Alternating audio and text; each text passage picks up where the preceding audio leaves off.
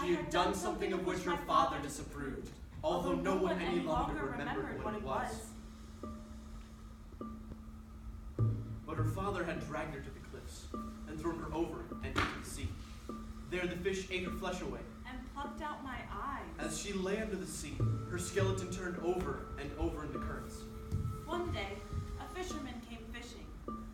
Well, in truth, many came to this bay once, but this fisherman had drifted far from his home place and did not know that the local fishermen stayed away, saying this inlet was haunted. As my hook drifted down through the water, it caught, of all places, in the bones of the skeleton woman's ribcage. The fisherman thought, "Oh, now I've got a big one.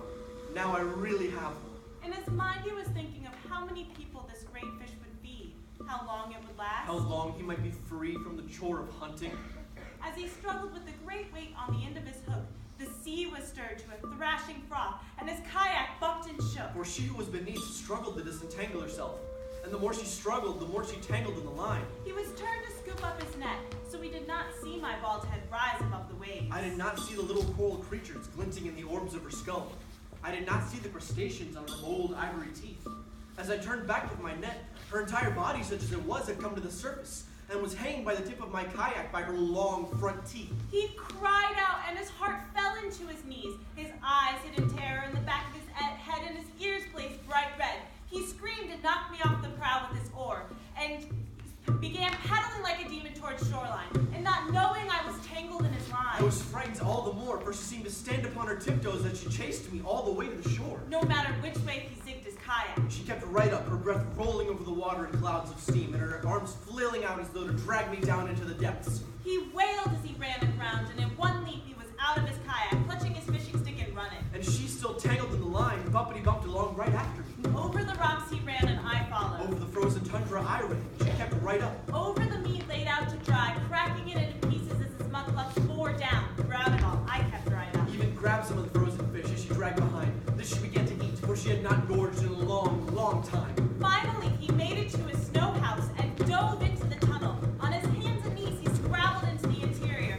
He lay there panting and sobbing in the dark, his heart a drum, a mighty drum.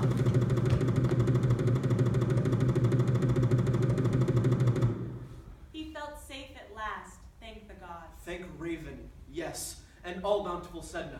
Oh, so safe at last. Imagine, when I lit my whale oil lamp, there she lay, in a tumble upon the snow floor, one knee over her shoulder, one ankle inside her ribcage, one foot over her elbow. He could not say later what it was.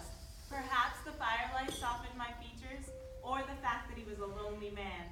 But a feeling of some kindness came into his breathing, and he reached out his sturdy hands, using words softly like mother to child, began to untangle me from the fishing line.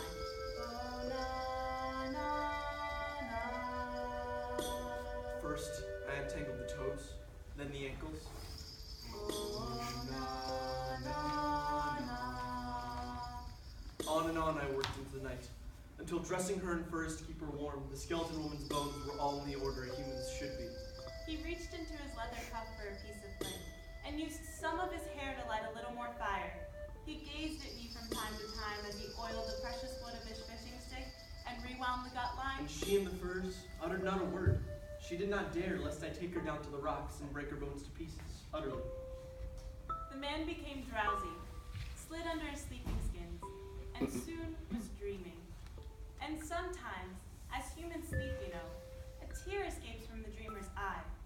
We do not know what sort of dream causes this, but we know it is either a dream of sadness or longing, and this is what happened to the man. The skeleton woman saw my tear glisten in the firelight, and she became suddenly so thirsty. She tinkled and clanked and crawled over to my sleeping body, and put her mouth to my tear. The single tear was like a river, and she drank and drank and drank until her many years-long thirst was slaked. While she lay beside me, she reached inside my sleeping body and took out my heart, the mighty drum. She sat up and banged on both sides of it. As I drummed, I began to sing out. Oh, na, na, na. As I sang, my body filled out with flesh. I sang for hair and good eyes and nice fat